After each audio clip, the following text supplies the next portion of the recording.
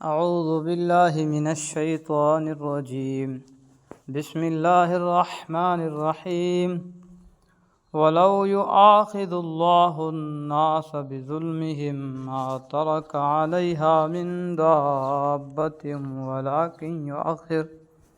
ولكن يؤخرهم إلى أجل مسمى فإذا جاء أجلهم لا يستأخرون ساعة ولا يستقدمون۔ اور اگر اللہ لوگوں کو ان کے ظلم کی وجہ سے فوراً اپنی پکڑ میں لیتا تو روئے زمین پر کوئی جاندار باقی نہ چھوڑتا، لیکن وہ ان کو ایک معین وقت تک مہلت دیتا ہے، پھر جب ان کا وہ معین وقت آ جائے گا تو وہ گھڑی بھر بھی اس کے آگے پیچھے نہیں ہو سکیں گے۔ وَيَجْعَلُونَ لِلَّهِ مَا يَكْرَهُونَ وَتَصِفُ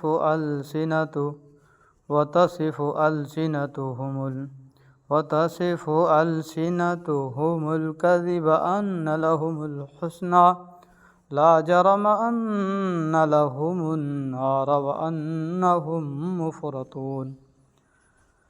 اور انہوں نے اللہ کے لیے وہ چیزیں گھڑ رکھی ہے جنہیں خود ناپسند کرتے ہیں، پھر بھی ان کی زبانیں اپنی جھوٹی تعریف کرتی رہتی ہیں کہ ساری بھلائی انہی کے حصے میں ہے۔ لازمی بات ہے کہ ایسے رویے کی وجہ سے ان کے حصے میں تو دوزخ ہے اور انہیں اسی میں پڑا رہنے دیا جائے گا۔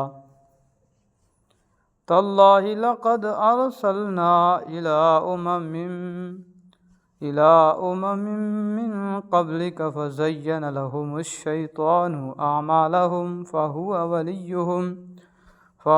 ولیهم اليوم ولهم عذاب علیم۔ اے پیغمبر، اللہ کی قسم، تم سے پہلے جو امتیں گزری ہیں ہم نے ان کے پاس پیغمبر بھیجے تھے تو شیطان نے ان کے اعمال کو خوب بنا سنوار کر ان کے سامنے پیش کیا، چنانچہ وہی شیطان آج ان کا سرپرست بنا ہوا ہے اور اس کی وجہ سے ان کے لیے دردناک عذاب تیار ہے۔ یعنی یہ پٹی پڑھائی کہ تم جو اعمال کر رہے ہو وہی بہترین اعمال ہیں۔ وَمَا أَنزَلْنَا عَلَيْكَ الْكِتَابَ إِلَّا لِتُبَيِّنَ لَهُمُ الَّذِي اخْتَلَفُوا فِيهِ وَهُدًى وَرَحْمَةً لِقَوْمٍ يُؤْمِنُونَ۔ اور ہم نے تم پر یہ کتاب اسی لیے اتاری ہے تاکہ تم ان کے سامنے وہ باتیں کھول کھول کر بیان کر دو جن میں انہوں نے مختلف راستے اپنائے ہوئے ہیں، اور تاکہ یہ ایمان لانے والوں کے لیے ہدایت اور رحمت کا سامان ہو۔ واللہ انزل من السماء ماء فاحیا به الارض بعد موتها ان فی ذلک لآیۃ لقوم یسمعون۔ اور اللہ نے آسمان سے پانی برسایا اور زمین کے مردہ ہو جانے کے بعد اس میں جان ڈال دی، یقیناً اس میں ان لوگوں کے لیے نشانی ہے جو بات سنتے ہیں۔ صدق اللہ۔